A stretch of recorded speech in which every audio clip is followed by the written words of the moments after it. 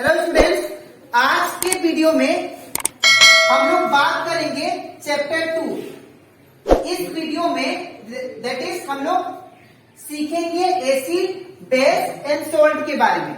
हम लोग class 10 science का चैप्टर 2 करने जा रहे हैं, that is acid, base and salt. और आज का वीडियो लेक्चर नंबर क्या है? 1 है।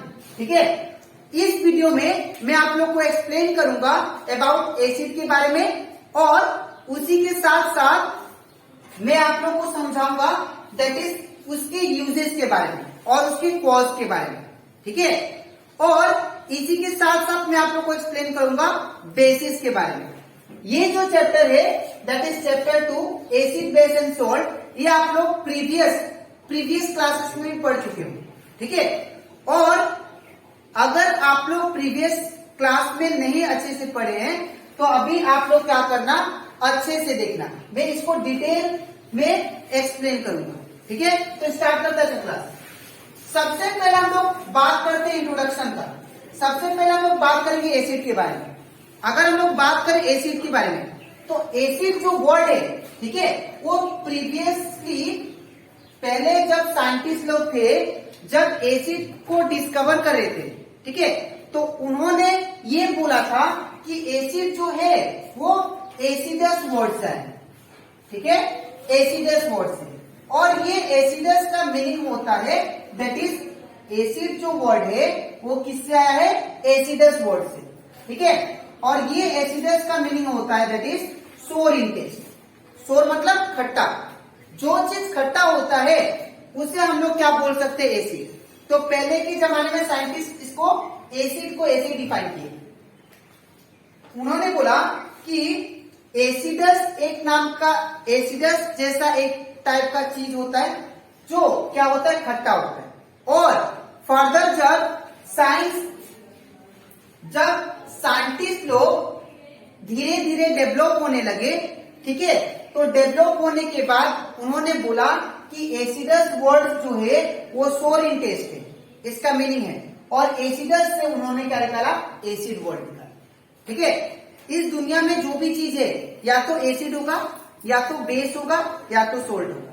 ठीक है, ये पूरा दुनिया किससे बना है? दैट इज या तो एसिड, या तो बेस, या तो सोल्ट, कुछ ना कुछ ऐसा ही होगा इन तीनों में से। ठीक है, तो यहाँ पे साइंटिस्ट लोग प्रीवियसली क्या डिफाइन किए?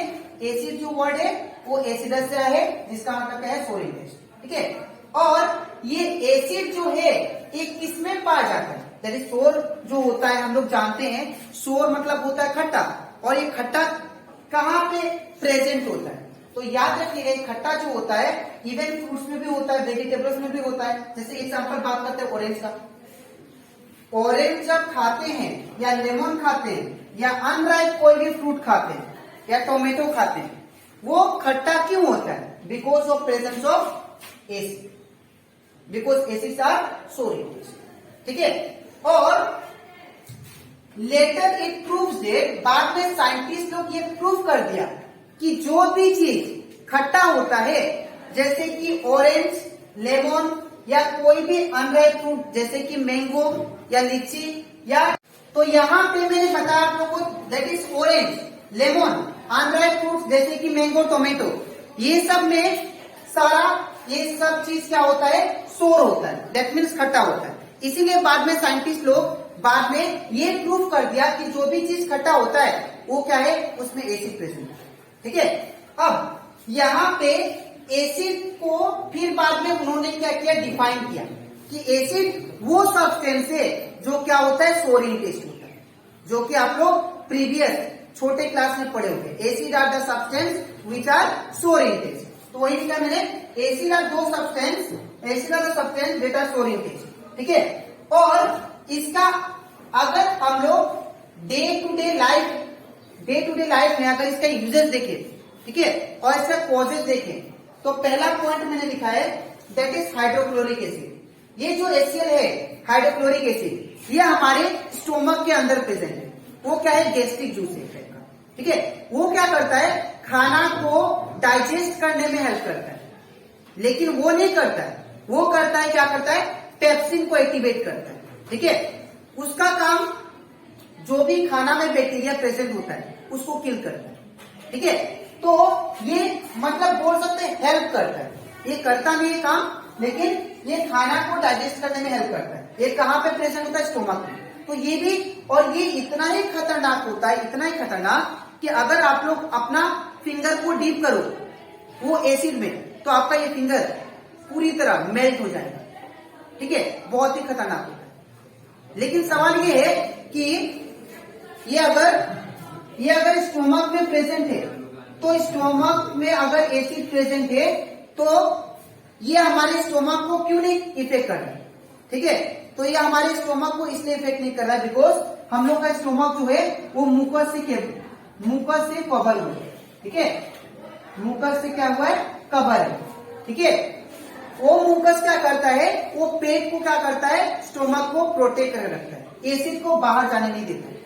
ठीक है, और अगर ये एसिड हमारे पेट में ज्यादा मात्रा में हो जाए, ठीक है, जैसे कि खाना ज्यादा हम लोग खा लेते हैं या गर्म चीज ज्यादा खा लेते हैं, ठीक है, और बोल सकते हैं हम लोग खाना टाइम से नहीं खाते, तो क्या हो सकता है? एसिडिटी हो सकता है। ठीक है, और वो एसिडिटी को न्यूट्रलाइज करने के लिए, वो एसिडिटी को कमाने के लिए हम लोग एंटासिड यूज करते हैं। एंटासिड मतलब जो एसिड का इफेक्ट को तोड़ दे।